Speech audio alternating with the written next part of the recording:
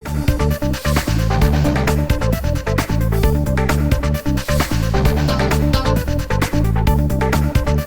বাংলায় রাজ্যে একের পর এক পুলিশকর্তা এবং আমলাকে অপসারণ, অনেককেই ভোটের কাজে পাঠানো হচ্ছে ভিন রাজ্যে।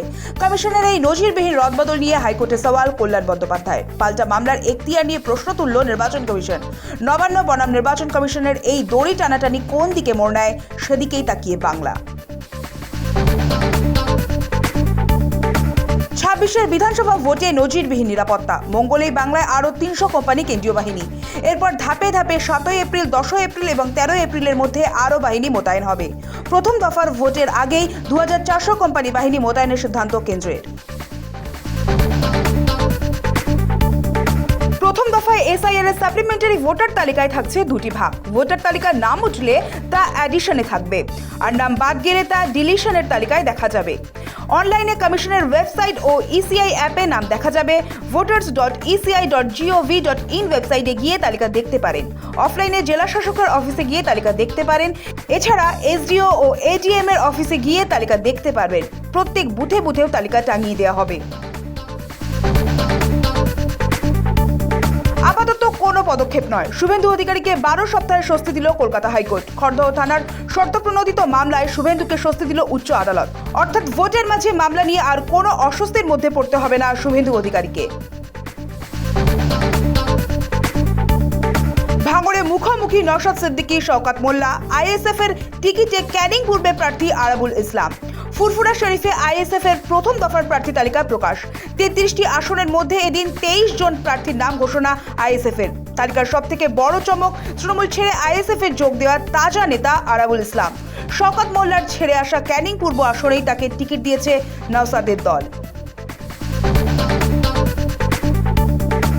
আরও ১৫ আসনের প্রার্থী দিল বামেরা। ১৯২ আসনের প্রার্থী ঘোষণা করেছিল বামফ্রন্ট। তারপর দ্বিতীয় দফায় ৩২ আসনের নাম ঘোষণা করা হয়েছে। এরপর ফের ১৫ আসনের প্রার্থী দিল বামেরা। তবে এবারও সুজন চক্রবর্তী কিংবা শতরূপ ঘোষের মতো নেতাদের নাম নেই। বামেদের শূন্যের গেরো কাটাতে ময়দানে নামছেন বিমান বসু। বামেরা বিরোধীদের সঙ্গে টক্কর দিতে পারে এমন আসনগুলিতে কর্মী সভা করবেন তিনি। সূত্রের খবর, বেশ কিছু জায়গায় পার্টির নেতৃত্বকে নিয়ে বামফ্রন্ট চেয়ারম্যান কর্মী সভা করবেন। আসন বুঝে অল আউট ঝাঁপাচ্ছে বামফ্রন্ট। মমতার উন্নয়নের পাঁচালির পর এবার বিজেপির ইস্তেহার ক্রমশ প্রকাশ্য। রায়দিঘির ঘোষণার ওজন বুঝে সাকে দিয়ে ভোটের সংকল্পপত্র প্রকাশ করাতে তৎপর বিজেপি। আনুষ্ঠানিক উন্মোচন ২৮শে মার্চ। হরমুজ বন্ধে দেশে জ্বালানি সংকট, সংসদে দাঁড়িয়ে স্বীকার করে নিলেন প্রধানমন্ত্রী নরেন্দ্র মোদী। তবে গ্যাস তেলের যোগানে যাতে ঘাটতি না হয় তার জন্য সব রকম চেষ্টা করছে কেন্দ্র। জ্বালানি নিরাপত্তা নিয়ে আশ্বাস প্রধানমন্ত্রী। কৃষকদের আতঙ্কের কোনো কারণ নেই। পশ্চিম এশিয়ার যুদ্ধের মাঝেই দেশের কৃষকদের বার্তা প্রধানমন্ত্রীর। সব রকমভাবে কৃষকদের পাশে আছে সরকার, আশ্বাস দিলেন মোদী। এছাড়াও সংকট মোকাবিলায় একগুচ্ছ পদক্ষেপের কথাও জানান নমো। পশ্চিমী ঝঞ্ঝায় রাজ্য জুড়ে ফের ঝড় বৃষ্টির পূর্বাভাস। বসন্তের শীতের আমেজ, পাহাড়ে তুষারপাতের সম্ভাবনা। পশ্চিমবঙ্গে পুরো সপ্তাহ ধরে ঝড় বৃষ্টি চলতে পারে। হালকা থেকে মাঝারি বৃষ্টিপাতের আশঙ্কা। বুধবারের পর দক্ষিণবঙ্গে তাপমাত্রা কিছুটা বাড়বে।